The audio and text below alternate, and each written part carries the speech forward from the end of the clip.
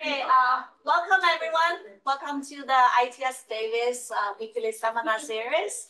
It's a great pleasure to introduce today's seminar speaker, Professor Deborah Salon. Deborah is associate professor in the School of Geographical Science and Urban Planning at ASU, Arizona State University. I'm so excited to host Deborah because she is also one of our own ITS Davis alumni. And she has done various transportation-related research projects from dimensions related to policy, behavior, economics, data. I'll let her introduce herself in more details, but all under the big umbrella of sustainable transportation. And today, it's exciting to have an opportunity to hear more this ongoing project, right?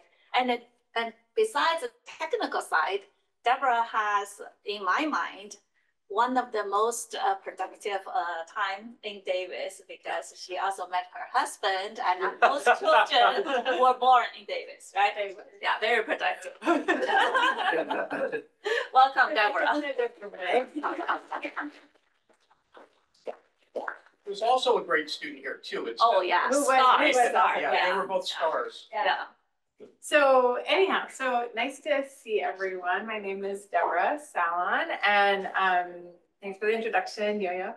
I guess I will introduce a little more about myself. So this is ongoing research that I'll be presenting today. And I guess the way I characterize my career's research thus far is that I've done a lot of different things relating to different, studying different modes of transportation, different aspects of them. I've studied safety and finance and, convenience and all the different costs, all these different things. But really the way I think of my research is I'm really interested in understanding car dependence and trying to think about ways that we can move towards more car independence rather than car dependence. And so this is one project that I'm really excited about that I've been working on for the past few years, along with some colleagues. I'll introduce them. They're not here today, but I'll show you their photos. You can see them later in the presentation. And so, so the topic is thinking about what are the opportunities for car-free living in car-dependent America. Okay, so the motivation, I guess, or there's lots of motivation, but one is that I think we can all agree that this is true, that reduced car ownership and use have long been goals of people interested in sustainable and equitable transportation. And I don't know how to make that go away. Can we make the closed caption thing go away? I'm not sure. It's not on mine, it's on the other. Area left where Anyway, hopeless. I can just keep talking, but hopefully that'll go away. Yeah. So I just kind of give you a few titles of studies and papers and articles that have come out in the press and in academia over many decades, 1996 to 2023. This is a main, I think, theme of people interested in sustainable transportation. How can we reduce car ownership and use? And one of the things that has come out of this, and is rather obvious when you look at the data, which I'll show you in the next slide, is that the high level of car ownership that we have in the United States is actually not necessary for a high quality of life. And I think that's obvious when you look at, and I only include in this slide very kind of wealthy countries with high, that we think of as quite high qualities of life. And you can see the United States car ownership, you can't actually see this right now, but it's up 800 and some per 1,000 people. And you can see that, it obviously doesn't go down too super far. It's still up above 500 cars per 1,000 people, and even in Denmark and Sweden, but that's a lot fewer cars than over 800. And all of these places have very high qualities of life. So there are opportunities to reduce our car dependence. But in the United States, anyway, there are a lot of, I think, pretty good reasons why Americans continue to choose cars. And the kind of the big picture reason is that I think the political economy of cars in the United States and in a lot of other places too, but it has made them both affordable. And actually, the last time I was invited here to talk, I talked about how affordable cars are. And super convenient, right? So anyone who doesn't own a car in the United States is actually missing out on huge free public benefits, some of them provided by the government directly, like free roads, and other ones provided by the private sector, but because the government forces them to, providing free parking everywhere. And so if you don't, this was actually something that a friend of mine, when we were talking about this at TRB this year, and my friend's like, well, yeah, of course, people have cars because we're the whole economy suggests, or the way that we think, the way that we subsidize things makes it that you miss out on so much if you don't. And so we look at some data here. So the US household car ownership from 2022, if you look at the census, you see here that the zero car households are somewhat less than 10%. One car is like, about a third, two cars about a third, and then a whole bunch, three or more cars. Most families have cars, most households have cars. I looked at the data from the 2017 NHTS, and I was even surprised to find that, that these two numbers weren't more equal. 22% of households actually have more cars than drivers, and only 13% have fewer cars than drivers. That I hadn't quite realized that there were less households that have fewer cars than drivers that have more cars. And most households, about 2/3, have the same number of cars as drivers. In any case, so enter into this picture, car-free greetings from Arizona. So this is from the website of the company cul-de-sac that is building a car-free neighborhood in Arizona. And part of my presentation, I'll in the next few slides, I'll introduce what they're doing. So cul-de-sac Tempe, they say, welcome to cul-de-sac Tempe, the first car-free neighborhood built from scratch in the US, 17 acres. They're building about 700 apartments, and they're expecting that to house more than 1,000 people. And they have 0 parking spots for residents. And you all probably have heard or are aware of most cities across the United States have what are called minimum parking requirements. And they generally require that developers, if they're building a new development, that they build also some parking to go with it. So that, and the idea is that so that when the residents come in and they have cars, they're not just clogging the public right-of-way with their cars on all the streets and everything. And so what they did here was they said, okay, we'll give you 0 parking spots. We'll let you build this whole community with no parking. But what you need to do is make sure that your tenants really don't have cars, because we will just clog all the streets around if they do. And so written into the leases is that you aren't going to have a car without actually paying for a separate parking space someplace else. If a cul-de-sac resident parks a car on the public street, and that is discovered, then that's considered a breach of the lease, and they can be kicked out. So this is how they enforce that, and that's how they were able to get the city to agree to the 0 parking spots. So just to show you an image here, this is what the site is not completely built. This was actually an earlier stage, it's more built than this, but just to give you kind of a view of what it looks like. It's a big, mostly rectangular site. I think there's a part on that end that's actually not their property. But they're starting at this end, and they're having some commercial at this end, and then it's going to be all residential all the way down there. This is a more recent picture. I'm not sure if it's fully up to date, but kind of from the other direction, you can see there's their parking lot, there's some commercial there, and then they're going to be building out over here. And they have this idea that they're going to have this grand, like they call it a paseo, that goes kind of meanders through the middle of the community that'll be publicly accessible. So anyone just walking from the street can walk down the paseo, but to get into these little blocks, community blocks in the courtyard, you'll need to have a carded access, so So it's only the area between the major streets here, it's not on the other side. it's not on the other side, no. And yeah, so the other thing here you can see is that they're not the only ones building right now. In this location, right across the street, there's some other new development going on. And the other thing you can almost see here, and I don't point to, but there's that stuff in the middle of the street, sort of in the top middle, is the light rail station. So there's a light rail station right on the major arterial there that is running right next to this development. And I recently spoke to someone who's living in this development right now in one of these first buildings. And he told me that if he listens hard, he'll be able to hear the light rail ding. And if he runs, he can make it. So yeah, it's very light rail accessible.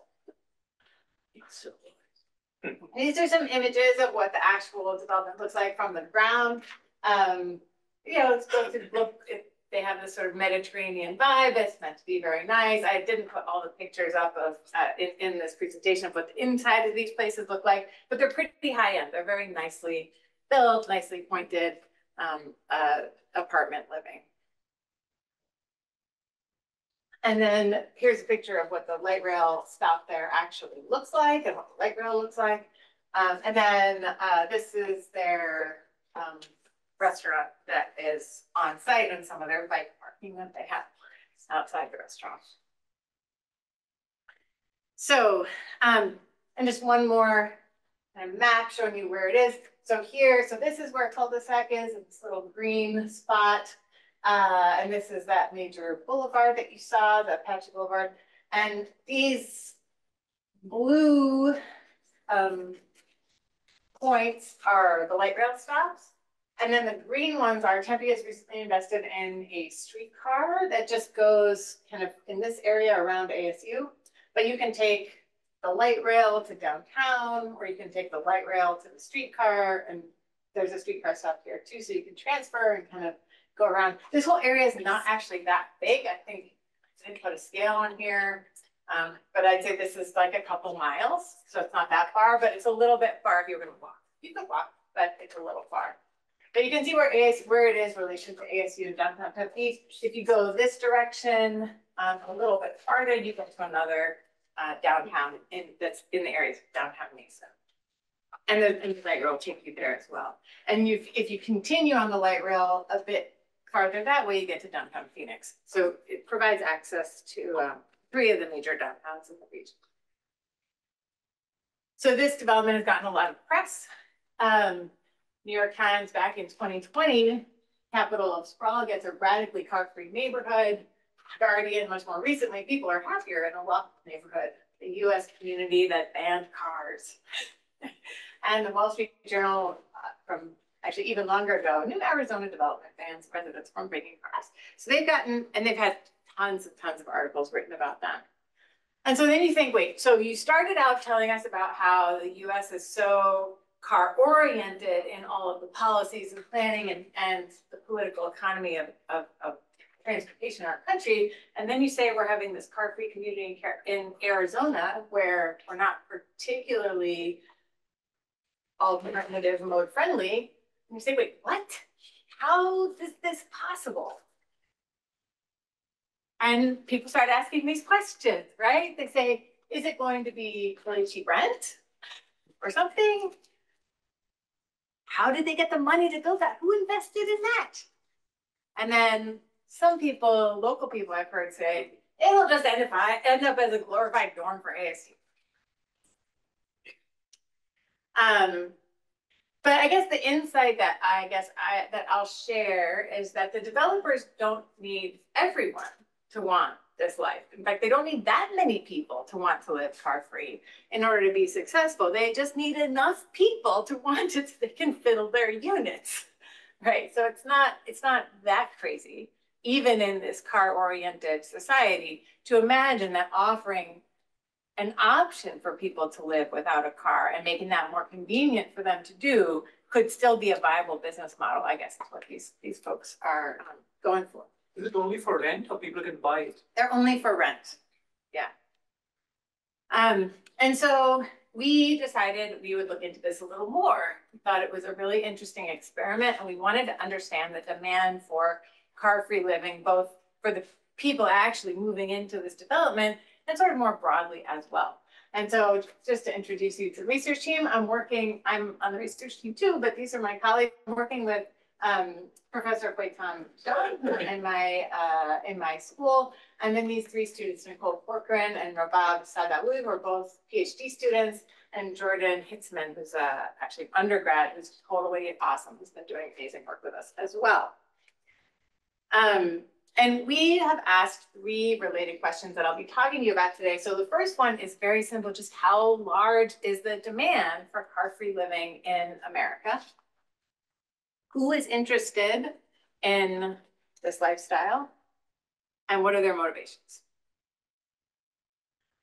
And as far as we know, nobody has asked these questions before in the United States. There's a bit of work in this area in Europe mostly, but not in the United States, which made our lit review pretty easy.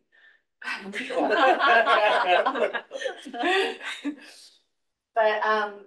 you know, we did know that there is, in the United States, there's evidence of quite a bit of demand for walkable neighborhoods. There's been a lot of work on that.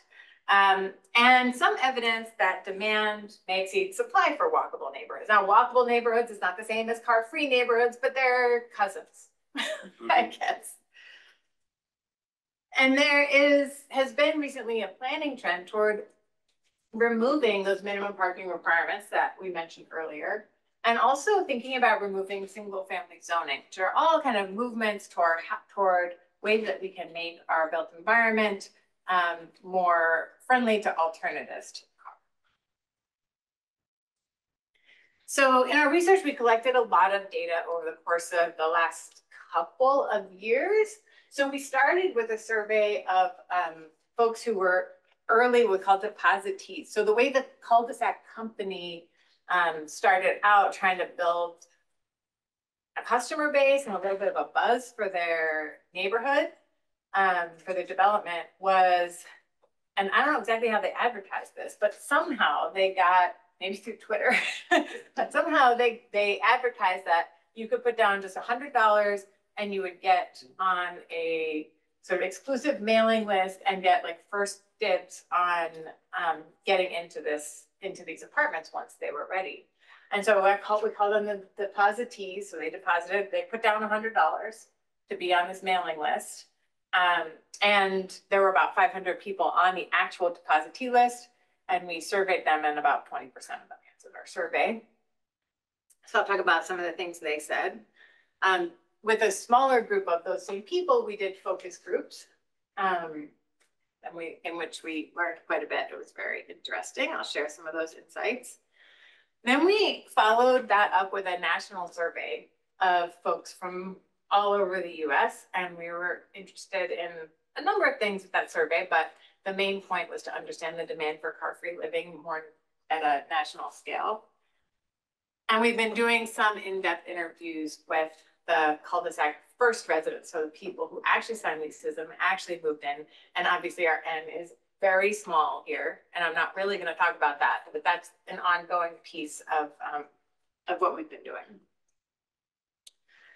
So thinking about that first question, how large is the demand for car-free living in America? And we have evidence here from the national survey. So this is what we asked them. We said, would you be willing to live car-free? That is, not owning a car. So specifying that you could still use cars, get in cars, you could even drive cars, but not own a car. Would you be willing to live without owning a car? So before I tell you what we found, and I did like a practice for this talk, and even in like this small group of people that I knew that I was showing this to, there was like wide variety of answers. Anyway, what fraction of people do you think said yes? How many people say 5%? And it's where they live now. Just in general. In general, What was the sampling frame? The sampling frame was urban and suburban adult residents of the United States. 40%. 40%. Because sometimes people say things because of what they want to do, but not what they will. willing to? 15, I guess. 15, you said? Yeah. 15, 40, any other numbers? 20. 20. 20. 10, Yes. 25, 10. All right, pretty good. So this is what we found. So I didn't tell you we gave them a maybe option. Turns out the maybe option was very popular. So, so the yeses were around 20%, like yes, definitely. And the no's were about 40%, no, definitely not. And then there was this really big maybe group, 40% maybe. So, so we were really surprised actually as to how positive this was. We thought that, especially since we gave them a maybe, we thought that the yes was going to be, maybe 5%. We just didn't think very many people would be wanting to do this. So this was really interesting. And encouraging, I guess. And I should say too that this question came at the end of the survey, and it was after they had been answering a lot of questions about how they choose where they lived, how much they enjoy different modes of transportation, how they feel about, their lives more generally, how do they like their community, what are the kind of practical parameters of their lives that they need to consider, like their commutes to work, to school, to whatever else. So at the end of thinking about all of that, this was what their answers were about willing to live car-free. I have one clarification question. Are these people first-time respondents, or did you reach out to your previous survey respondents from other projects?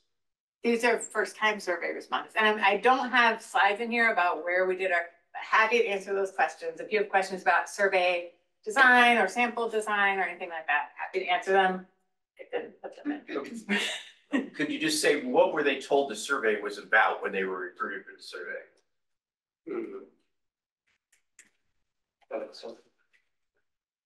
I have to say, I'm not sure, because what happened was, so we worked with this panel company, and the panel company pushed the survey out to, people on their panel.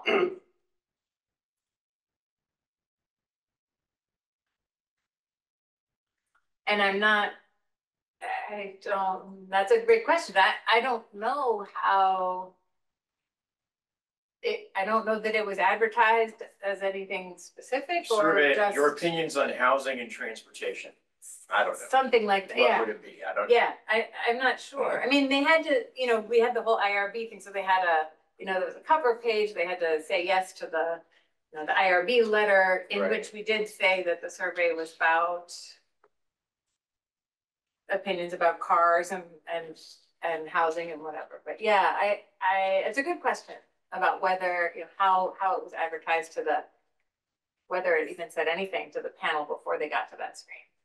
I'm sure it didn't say, we have a survey about car-free lifestyle, so you're okay there, right? Yeah. But still, Yeah.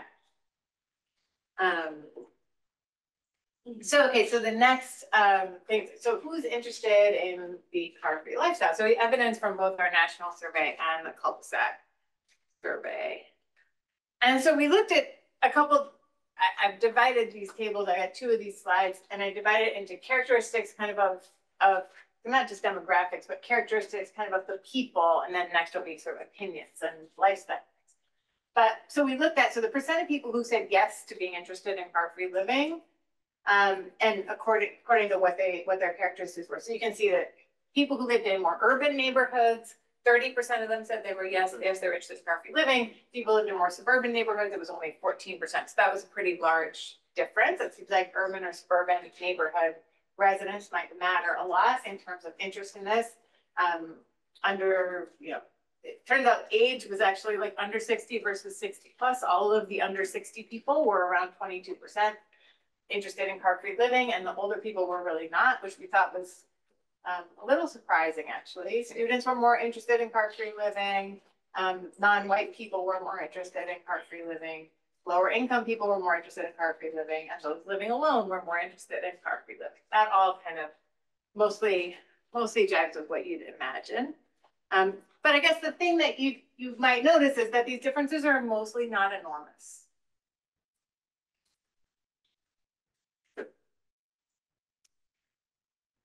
So if we think about looking at some attitudes and behaviors on those associations with interest in car-free living, again, all make sense. And the differences here between yes and not yes are a little bit larger. So those who commute by car are less interested in car-free living, makes sense. Those who use their car for 95% or more of their trips, only 10% of those people interested in car-free living. And then this one I think is quite interesting. Those who have experienced living car-free in the past are quite a bit more interested in car-free living in the future. And I put that into my abstract for this talk because I think this is one of the most interesting findings in this whole study.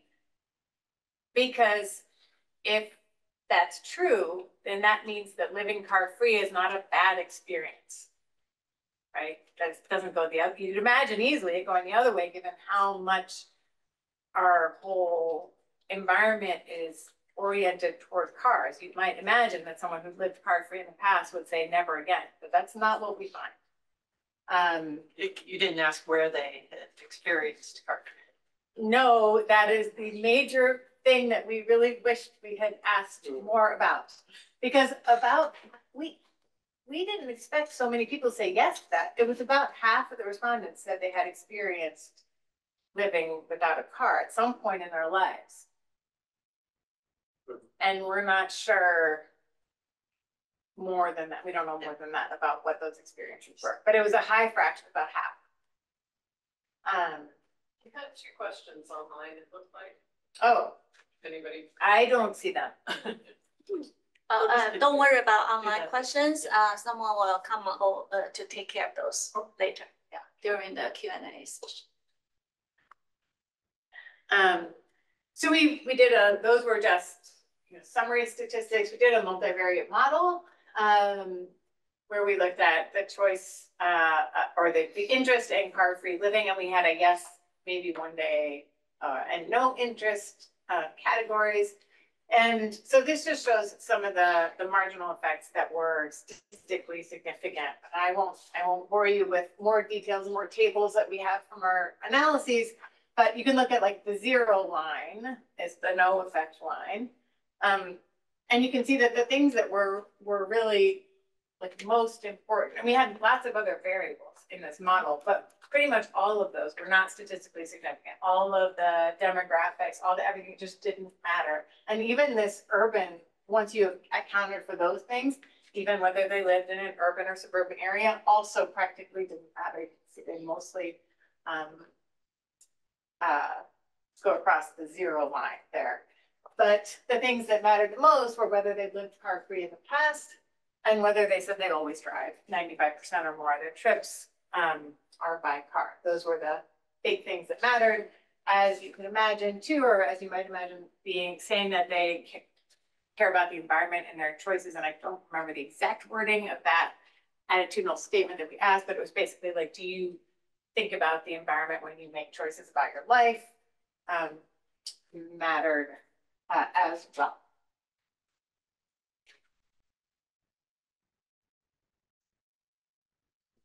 So I guess that what we take home from this research or what these findings is that car-free living is not, when you first look at it, you think, oh, is that just students? Or is that just single people? Or is that just fill in the blank? You might come up only people who work from home. Or is that just some other group? You can imagine a bunch of different retired people that don't want to drive, don't feel comfortable driving. I mean, so there are a bunch of different groups, right, that might be in there. And it turns out, yeah, it's all those people and then a few other people sprinkled in there.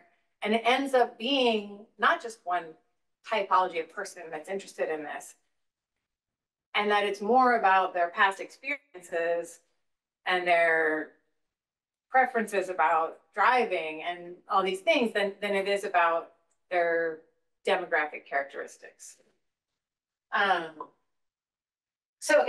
So now I'll just talk a little bit about what the cul-de-sac depositees said when we asked them some of the same questions. That was all that stuff I showed you before was the national survey. we asked the folks who had specifically put down their $100 saying we're interested in this car-free neighborhood. And encouragingly, most of them said they were interested in car-free living, because you would really hope that that was true. There was one person who said, no, I'm not sure what their plan was.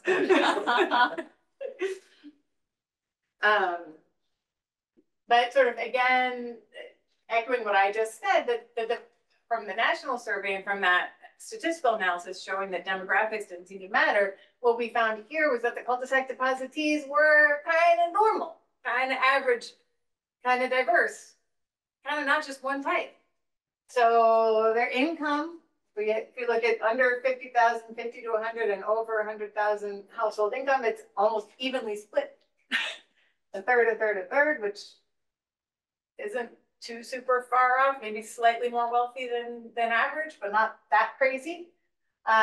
Vehicle ownership, again, tends toward lower vehicle ownership among this group, but still not that many zero car households, less than 25%.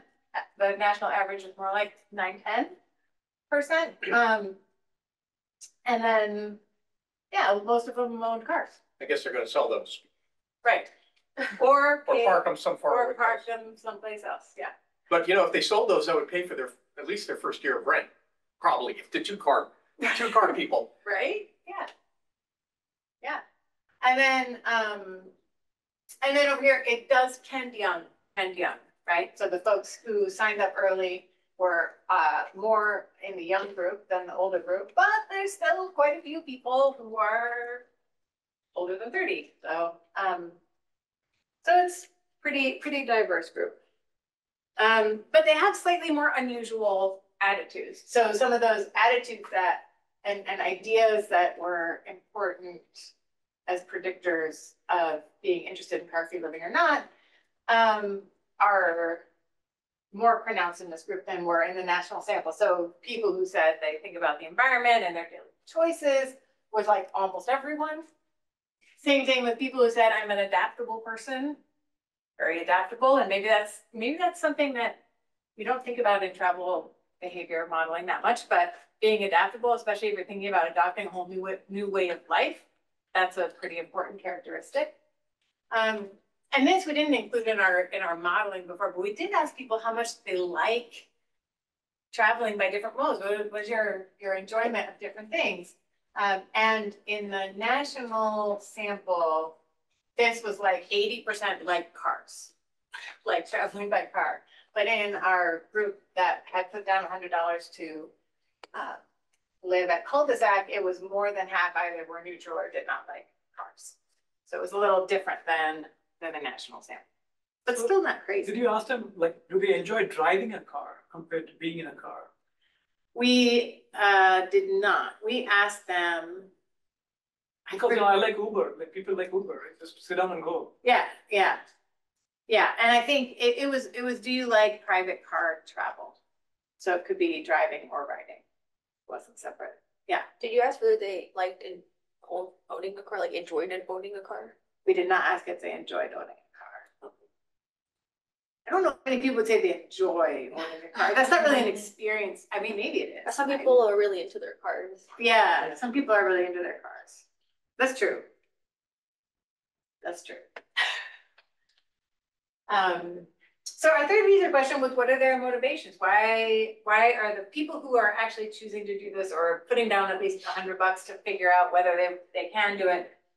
Why are they doing it? And so we have some evidence here from the focus groups that we did with the cul-de-sac depositees and the first resident interviews, but I'm not really gonna be talking about that. So one thing we did that I'm pretty proud of, and I thought it was really cool, was we did these focus groups. They were online Zoom focus groups with folks who had put down $100 to be on the cul-de-sac mailing list. And we were trying to figure out how we could get answers from, like, information from all the participants in the focus group in an efficient way.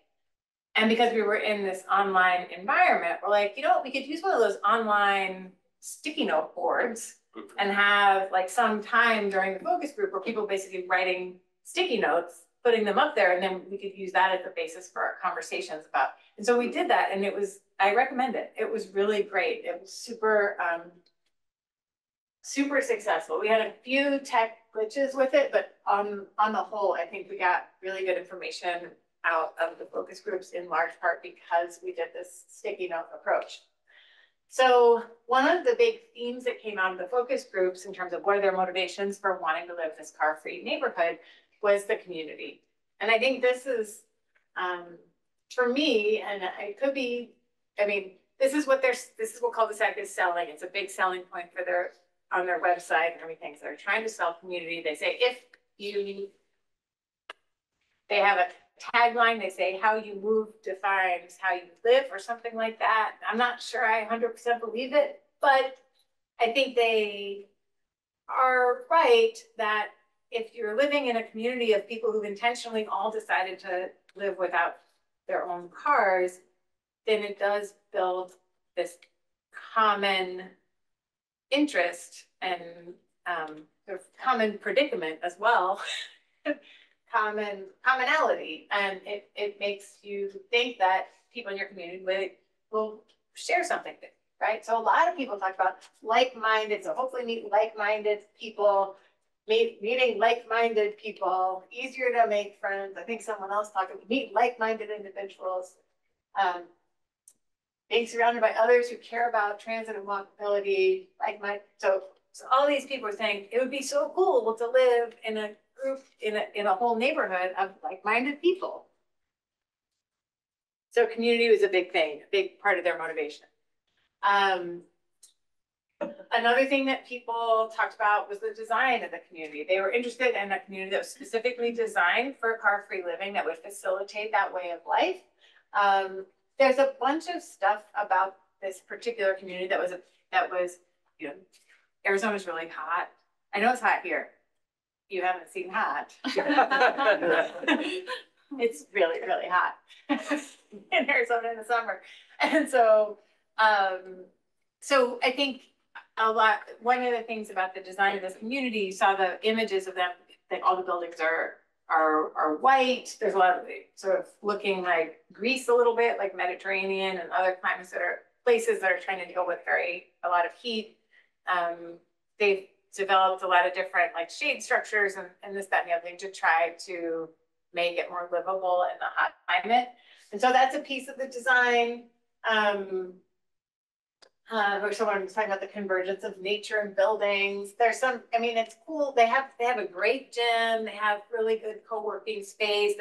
They have some other amenities that not every developer is providing. And then they do have food retail, coffee shop, restaurant, etc. So people talked about that. So they were into the design of the place. There's another motivation. And then obviously not needing a car. So seeing car-free as being a positive rather than a negative. A lot of the people who are interested in this community are people that don't like cars. Like you saw on that previous pie chart, a little bit more than half of the people are not really don't feel that they enjoy being in cars very much. So they really valued not needing a car. So that's rather obvious. And beyond not needing a car, they love car-free living. People are really excited. This person wrote, love not owning a car. Infinitely less stress now than before. I am 100% in on car-free lifestyle from here on out. Yeah, people are enjoy not owning a car. I save money, reduce my carbon footprint, and feel more in touch with the city I am in by walking, biking, public transport. And then there's the financial piece. Ever since being car-free, I feel more financially free. No more car payments, insurance, or maintenance. So people are really, some of the people, not everyone, but some of the people were super motivated by the fact that they just love the idea of car-free living for quality of life and economic reasons. But there were also, those are the positives, but there were also some concerns, right? People expressed like, how's this really gonna work? They're not sure about how they're gonna able to get certain places without their car. They're not sure how accessible things are without the car.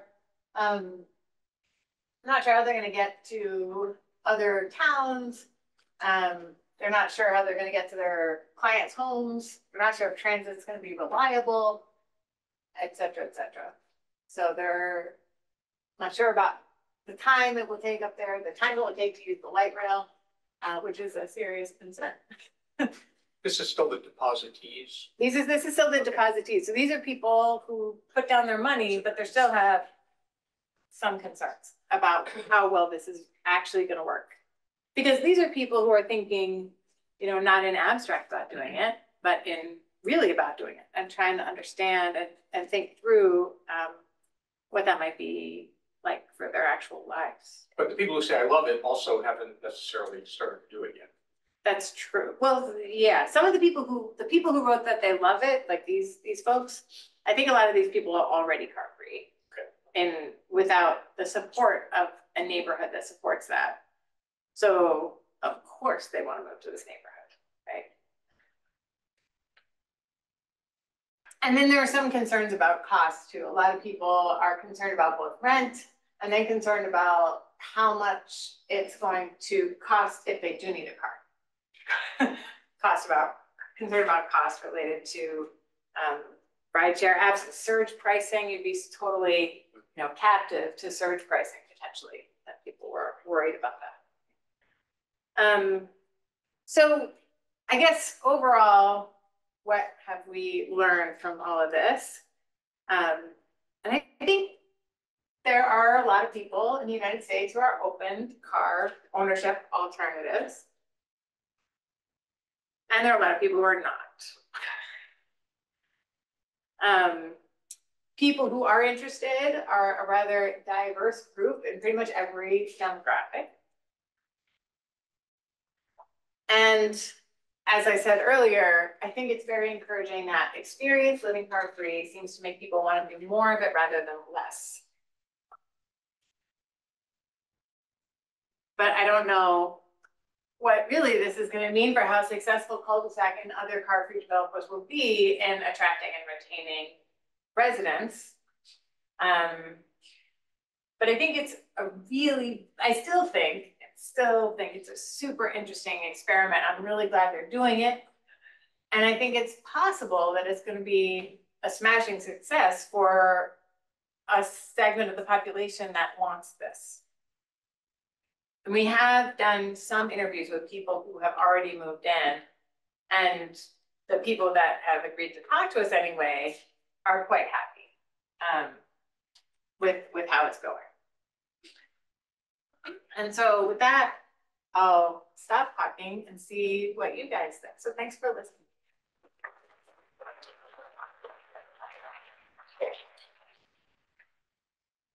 Questions, I guess.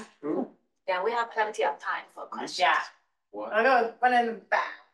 I was wondering, like, you know, if cul-de-sac and other car-free developers would consider like having a carpool option They do. for their residents? Yeah, they do have, yeah, I didn't explain all that. So they offer, as part of the benefits of living there, they do have kind of a mobility package that they give. So if you move in, you get, well, if you're an early resident at cul-de-sac, you get an e-bike for free as sort of a move-in bonus. That's gonna go away. That's not gonna be for all the residents. But the first X number, they're giving free e-bikes. Then you also get free transit. So you have a transit pass to take you anywhere in the valley. You get discounts on Lyft rides, and you also get access to pretty inexpensive by the hour car share. It's electric car share that they have on site. So they have like you're talking about carpooling. It's not really carpooling, but they have a car share.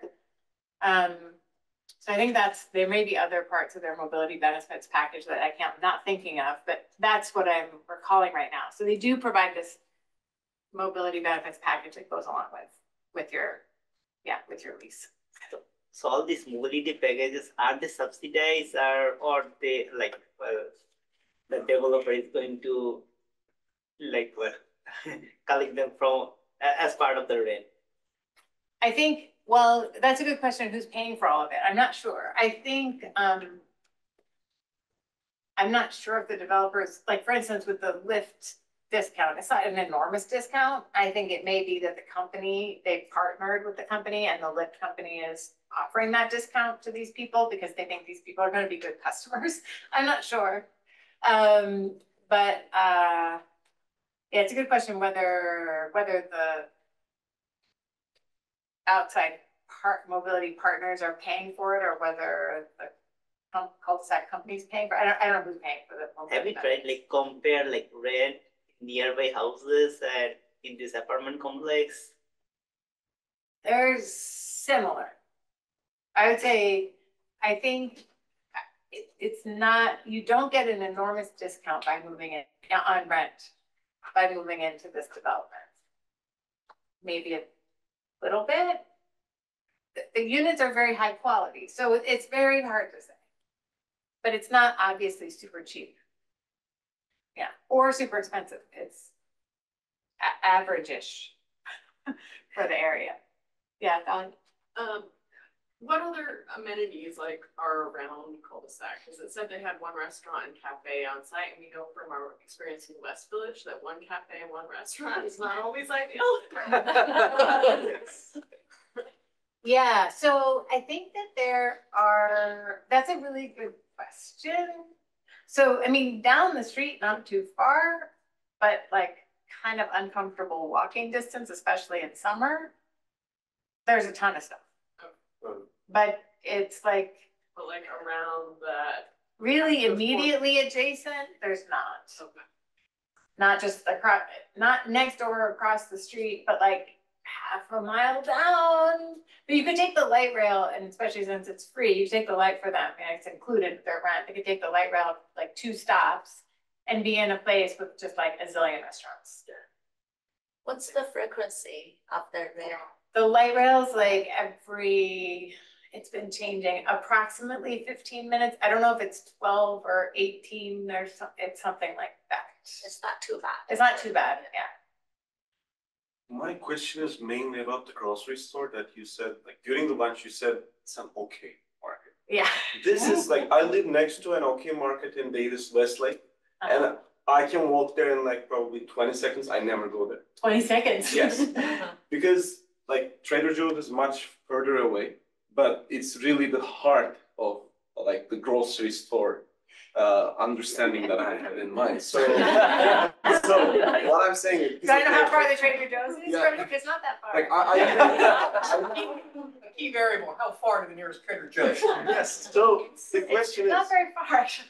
you mainly focused on the the potential attraction of the residents. What about the potential attraction of other businesses? Because you already said other people started building similar things around. So Well, did you see like, for example, some like big like supermarket chains trying to like plan ahead for like building something around the community? Because I think having an okay market next to your house will not help. But if you have a good market, I think it can really attract a lot of residents to the area.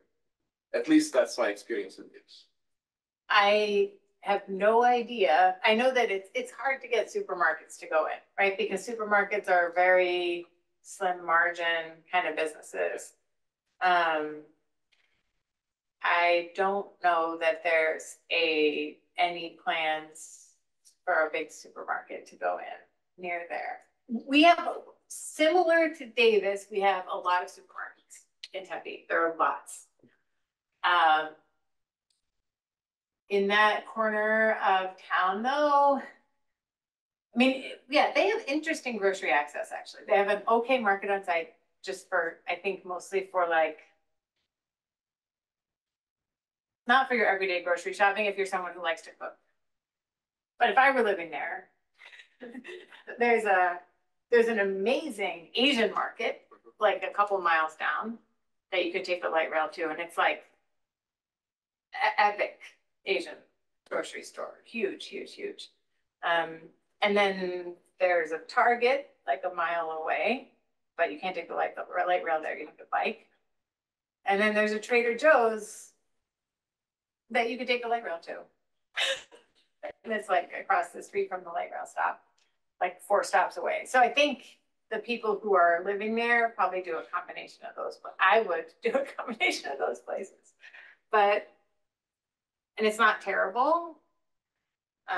But yeah, but it would be better if it's right next door, but I don't think that's happening. Did any of the survey respondents address concerns about like emergency vehicle access to the apartments? No, I mean, that's built in. There is emergency vehicle access to apartments. Yeah, there is. They wouldn't be allowed to build without. There is. Yeah, So, speaking of West Village, as Dahlia did, I just was looking it up. I think this is the new part, everything past here.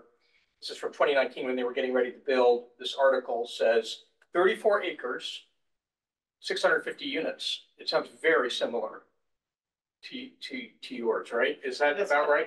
How many well, this acres is is it? 17 acres. So Okay, about, so this is about more acres. double Okay, density. okay. Okay, so you're denser, but we've got the Trader Joe's on the corner there. And I'm just saying, this is not a car-free requirement neighborhood, and I don't know how many cars there are, but there's hundreds and hundreds of cars here. So I mean, this I think could have been a car-free neighborhood. And you know, anyway, I think it's just interesting that they're a little bit similar. Yeah, actually, I remember developing West Village, and that was the intention, that you couldn't have a car, you couldn't buy a permit to go to campus if you lived in West Village. The main reason for all the car parking is so people can go home on weekends and holidays, and that's the missing piece, is the inner city. Well, I guess the map that the cars are used would be interesting to know. I don't know, Susan, if you've ever looked at that out here, how much these cars actually used, or are they just sitting there for trips home? Yeah, not in our. Yeah. We also have really good bus service out here. So, anyway. Susan, what are you gonna say? Well, I think. Okay, but yeah. Okay. Yeah, I know one question. Is there any assessment of the social impact of this project by the government or the state or somebody, and based on that, some potential subsidy or no, the impact on the environment, the travel time of other people, or this is just kind of a private? Oh yeah, this is private. Fully private. Fully private. No. Yeah, they're trying to make money. Yeah. Yeah.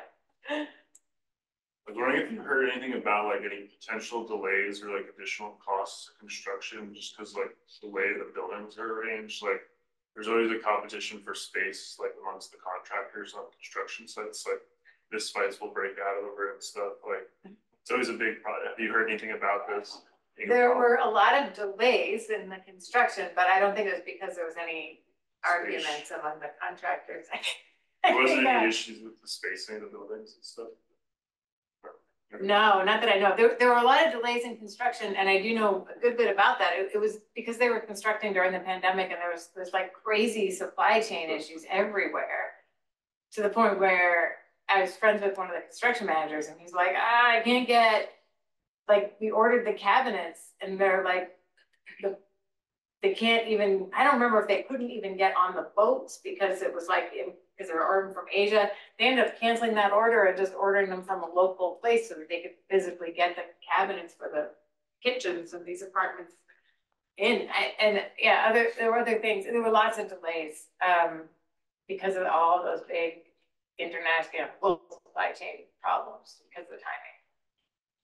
Yeah, on that point, it looked in your picture like there might have been a space that was being used for parking construction vehicles. Yes. That maybe will turn into a public space when they're done. Yeah, Something like yeah, or more apartments. I mean, there's a lot more apartments being built. that. So I guess this is kind of a comment and am I thinking right about this? Because I'm having a little trouble deciding, is this a really good thing or is this just a gimmick?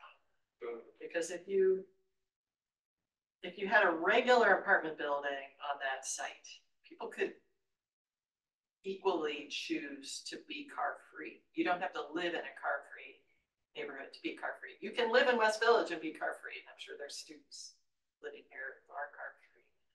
So in what ways does this facilitate that? And you said two things, that maybe are the answer. One was this sense of community around car freeness. I mean, you can find your communities of other things, but this is a way to attract. And then the mobility package, which you mentioned at the end. Yeah. It's like, maybe that's the answer. I think Well, so, yeah. What about the open space? I mean, it looks And like they haven't really developed that yet, but I don't know. Right.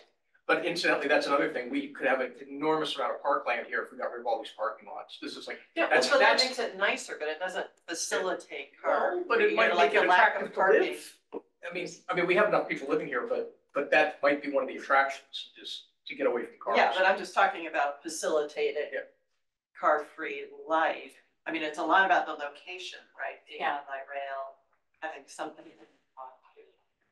But a And then- regular development there could be, you know. Yeah, another thing that they're working hard on, is they have people on staff at cul-de-sac working intensively with the city of Tempe to get better bike access to their site. I mean, there is bike access, there's a bike lane on that major arterial with the light rail, and there's other bike lanes around. But there's an enormous, like that, the place where I mentioned, there's a Target like 1 mile away. So 1 mile away, where that Target is, it's an enormous shopping mall. I mean, you can access tons of restaurants, and then there's also department stores and other stores, and I mean, it's huge, huge, huge shopping mall. It's one of the major malls in the area. It's 1 mile away. But there isn't a great way to go there. There isn't a bike lane on that road that connects the two. So that's one of the big projects that cul-de-sac has been advocating for very strongly with the city, saying we need a bike lane so that our residents can go to the mall and get access to all of that retail. So you need some 15-minute city analysis, low stress bike network. Yeah, analysis. and well, but the thing is, if you weren't trying to build a car-free community, you wouldn't have the staff member advocating for those alternatives, right? So I think that that's another thing about them building this car-free community is they do a lot of extra things Well, question, so to try to make it a nice place to live car-free. all else equal, the developer didn't have to put in X amount of parking. Which means that space is now more places, there's more square footage for people to live there. Right. So on the margin, the quantity of housing is higher. Well, it could be, or you could have more open space. Okay, Right. there is that trade-off, right? But that would mean that you've got a bigger supply, which maybe that would mean that the rent could be lower, possibly. Yeah, so this particular developer, and I don't know all of the background of how this decision was made, but that's a really important point. So the point, if everyone understood, is that, well, if you don't make parking, you can bring more housing. So you could bring more business, but that helps. Yeah, that is not, I don't think, what happened in this case. I think what they decided to do, and I don't know if this was the city forced them to do it, or if they decided independently to do it because they thought it was a better business decision, but they made more open space Okay. rather than more housing. One thing I noticed was that there's no mention of, at least the people who responded did not talk about health benefits of having what to drive. walking, Yeah, I biking. mean, they did, it wasn't that nobody said that. There were some people who said that, but I just didn't highlight it. It wasn't, in my summary of those conversations, I didn't feel like a huge major theme. There were a few people who talked about health benefits of walking and biking though, for sure. I have a small question about the survey instrument. I saw one of the plots that when they answered yes to open to living car free, there was exclamation points after the yes. Was that how the president? No. Okay, just checking. It did not have exclamation points on the survey. In the surveys, you didn't mention education level. Did you find that wasn't significant, or did you not? Not ask? significant.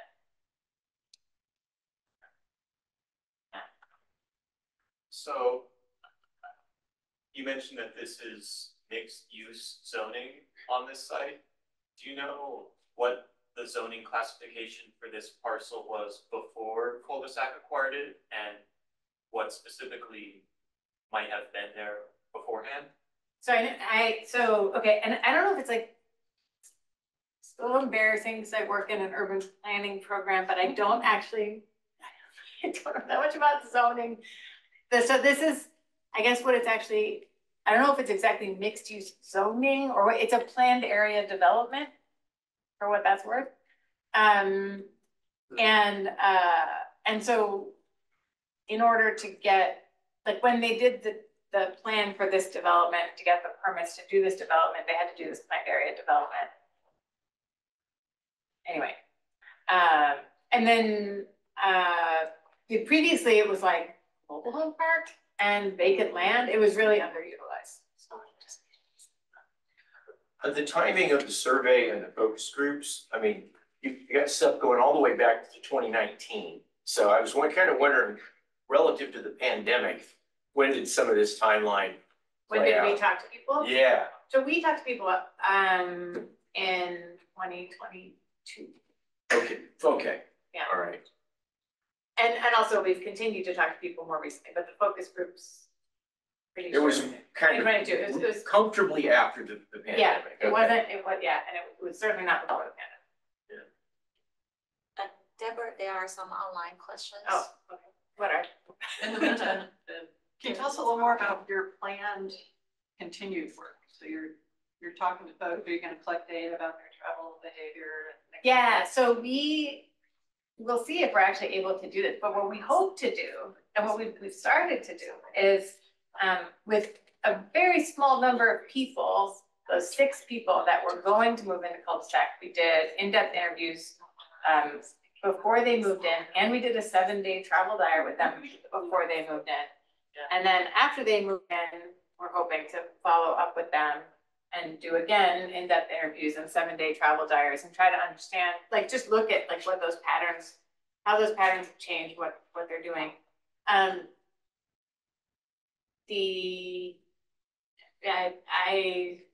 It's, as probably you all know, it's really hard to attract people to participate in these sorts of activities.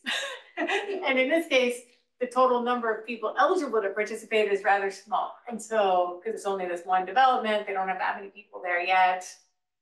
So this is a bit of a long-term project as people are moving in. We're hoping to continue to get to interview them before they move in and then after and do the travel diaries. We'll see if we're able to really do all that, but that's the hope.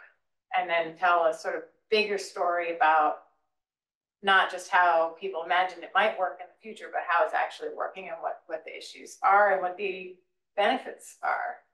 And I can tell you, we've only done a couple of post interviews where people are actually living there. And it was really, even just with 2 interviews, it was super interesting. You know, one person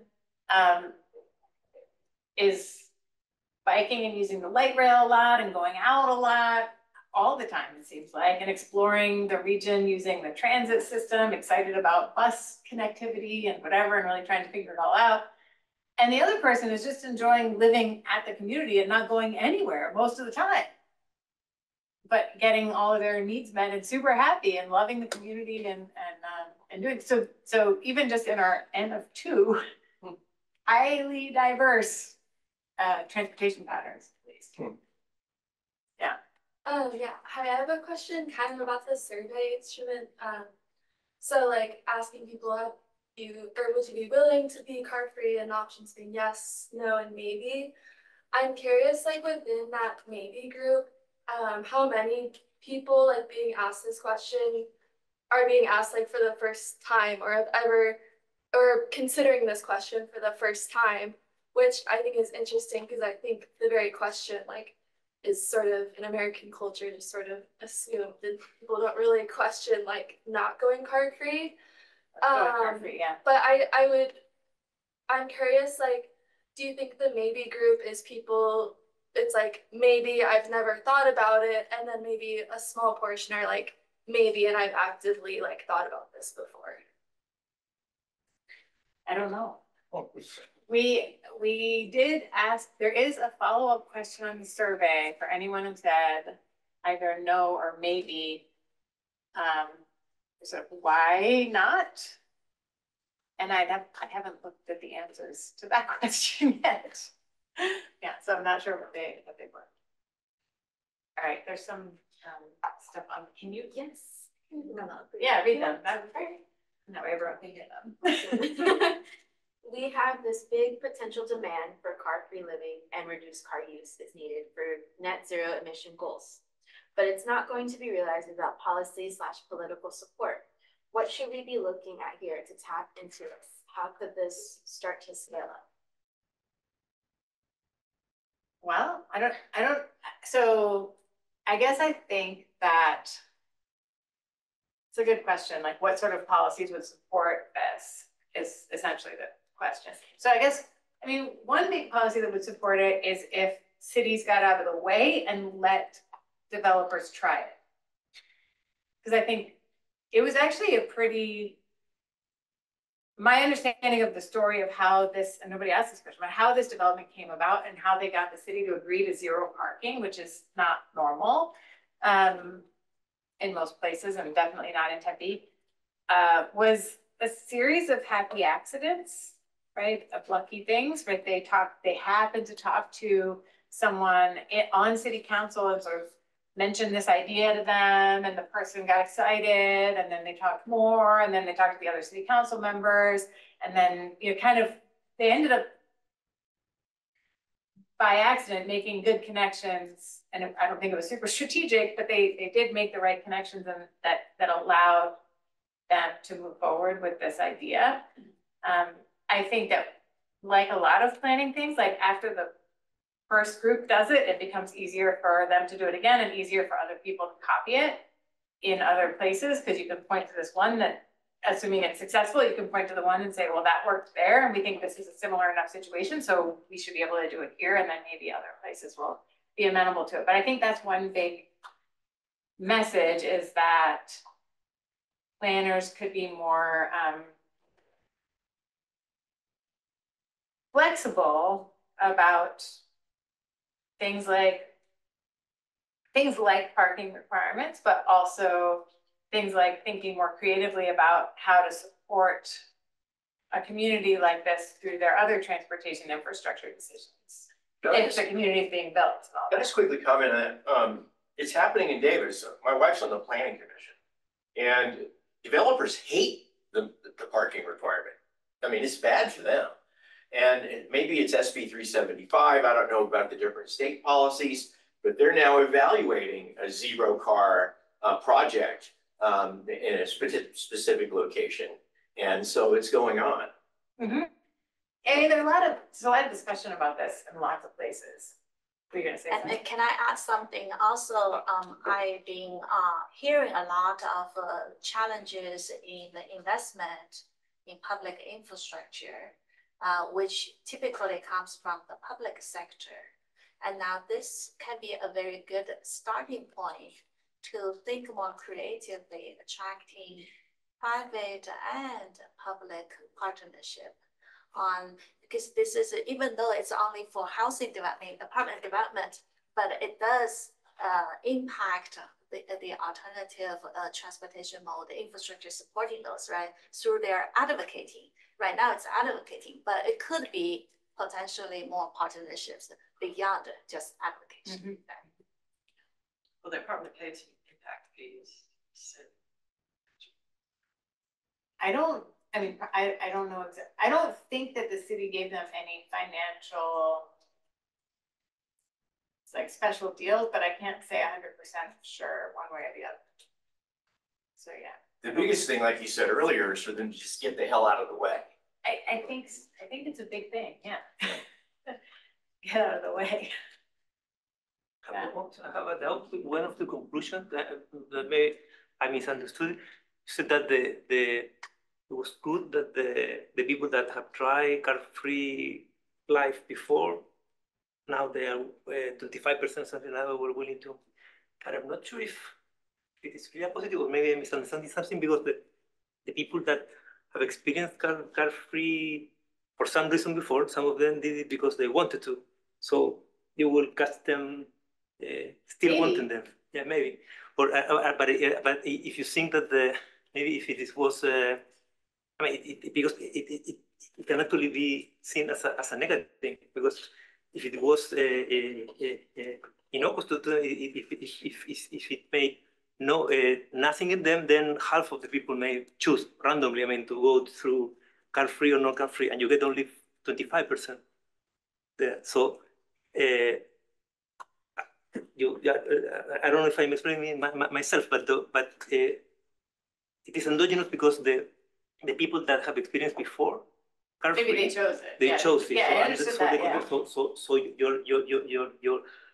you're not getting you're not making an experiment on that. So it's self-selection. It's self-selection. So Yeah, you're not getting, and if the car free experience was nothing to them, then I would say like half of them would choose to go car free again. That would 50, and you get 25% only. So Yeah, whatever it was, yeah. So you may interpret those numbers that the car free experience before was a bad experience for them, and then they tend to lose the car free like. Well, so it's not just the percentages that make me say that it was encouraging, it was the multivariate model. So when we were trying to explain whether people were interested in car-free living, when we included lots of, other covariates controlling for all kinds of things, one of the most important predictors of being interested in car-free living was having lived car-free in the past, and it was a positive predictor. Yeah, but that's it endogenous to the problem. So that's it is potentially, yeah. You're saying that you have a lot of other dimensions in there trying to soak up some of that endogeneity. Right. So that whatever's left over still shows up. Yeah, and we don't, to Susan's question before, one of the things I really wished we'd done in the survey, and we didn't, was dig into that car-free experience in the past a little more and understand what the context was for that, whether it was, like you said, whether it really is endogenous. Was that conscious choice people were making? Was it just like during college? Was it sometime when they happened to live in a super dense city and it didn't make sense to have a car? Or was it because they or their car broke down and they had to live that way? Exactly, or their car broke down, they didn't have enough money to fix it or get a new one. So I think there aren't a lot of people who, in the United States anyway, who've had the experience of deciding to purposely live car-free when they had a choice to have a car. Unless they were in one of those situations that I just described. So I guess I never really thought of it as a huge endogeneity problem for that reason, because I'm imagining that most of these car-free living experiences are not like similar to this, not similar to cul-de-sac. It's not like I'm choosing to live car-free in a car-oriented neighborhood, even though I have the resources to have a car. Yeah. Sorry for putting Professor Sukuma on the spot. We have one who literally choose, right, to live in this. Can you share with us why? Oh, actually, my car got stolen. But you have plenty of money to buy it. Okay, I'm not buying a car. So for been 2 years, I've been car free. So the people who've actually moved there, you have to ask them if their car was stolen. Can I ask? But the point is, like, going back to what you said, that I can definitely buy a car anytime I want. But now I like it. Actually, in Davis, it's a great place to not have a car. Right? Because now I take an Uber if I have to go to Sacramento or Bay Area. Yeah. Or take the train. Right. So. Yeah. Back to this question of scaling it up, the fact that in Davis we're talking about some parking-free developments. I feel like a really critical piece of the potential success of it is that enforcement, not having a car, because otherwise you're going to have the NIMBY problem, right? People are, in the surrounding neighborhood are going to come out and fight a project that doesn't have parking, right? Because they're going to think that everybody's just going to park on the streets. Yeah. Well, so I don't know if there's enough experience yet. There's not enough experience yet. I have no idea how the enforcement's working or not working. I'm gonna have my wife look at this, by the way. Some of the discussion they've had about the one in Davis is where it's located. People can actually buy spots in a garage, in one of those parking garages it's not super close, right? Yeah. But that's kind of the way they're trying to set it up, is that really you can kind of have a car, but not on site. And here's where you could have a car, and it's not on the street, you know, and so they're trying to work that out. They're trying to anticipate that. On that point, Europe has plenty of towns, I think especially Germany, that are car-free and you can keep your car around the edge of the town. And then there's little electric things in the town to get around. So, I mean, there are models out there of that kind of thing. I was thinking about this homogeneity problem in terms of there being this pent-up demand from certain people wanting to live car-free. And as you get more of them actually moving in, you just keep surveying them and finding out how many people got the idea from watching others and how many people just have been wanting this. And so you're soaking up this kind of pent-up demand. And how many of these do you need to have before you're no longer just soaking up pent-up demand, right? But you're actually helping to change the way people think about the way they live. You have to keep analyzing the hell out of the rent prices in the area. That's bad. Rent prices should be a good indicator. Yeah. That they pay more, yeah. Yeah. I mean, I just kind of think that it would be great, even if we soak up all of that. Wait, step one, let's make sure we offer people who want this lifestyle a way to do it. Or, yeah, I mean, more important is were they not doing much driving before, right? I mean, how much are they changing their lifestyle to come to this place? Or are you just getting people that are working from home? You know, they're going in there, they're gonna work from home. Yeah. And if they were already more or less doing this in a community that wasn't car-free, then you're just shuffling. Well, okay, but I guess I don't see it that way. I think in terms of if you're talking about this as having a direct environmental benefit, then yeah, we're not. But I think, or not we, right? They are not. But I think that it's really important to create a situation where people can really live a full life without a car. Because I think in most, at least in Arizona, I mean, it's really difficult to do a full life without owning a car in Arizona is pretty challenging. It's not set up for that. And if this company can create a development that is maybe not perfectly set up for all of it, but set up for a lot of it and allowing people to do that, then yeah, I mean, the first people that move in makes total sense. Those are people that didn't have a car before and are just like, oh my gosh, this is so much better than trying to do this on my own. But then presumably if it's really a good lifestyle, then other, their friends will see it and their coworkers and other people in the community, and it'll I would imagine if it really works, that it'll create its own additional demand. So that's what you want to try to measure over time, if that's happening. Yeah. Are there other online questions? There are many. We only have 2 minutes. We have 2 minutes. Let's pick one. Okay, let me pick a short one. If you already answered this, just let me know. What is the city of Temple doing to support active transportation around cul-de-sac?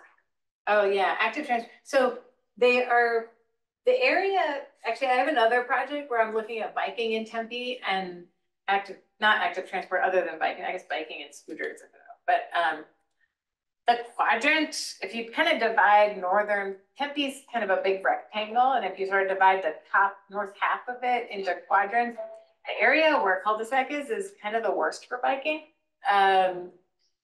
Not that they don't have bike lanes, they do, but there's some issues with connectivity and the safety of the roads.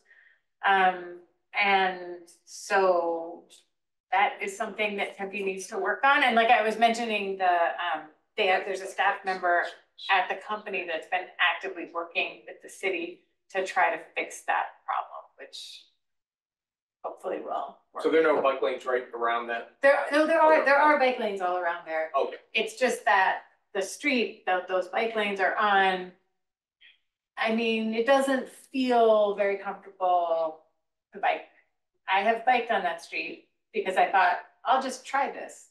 And so my little anecdote about this, I went out there for a meeting And I went on kind of the back streets, and then I was like, all right, I'm gonna go home on the main drag where there is the bike lane, just so I can say I've done it to see what it feels like. And I was like, as I was riding, I was like, this may be just the dumbest thing I ever do. I just really hope I don't get killed on this bike ride, because you know, there are these big trucks going by, and it really doesn't feel very safe. Well, we're running out of time. Let's thank Deborah again. Thank you.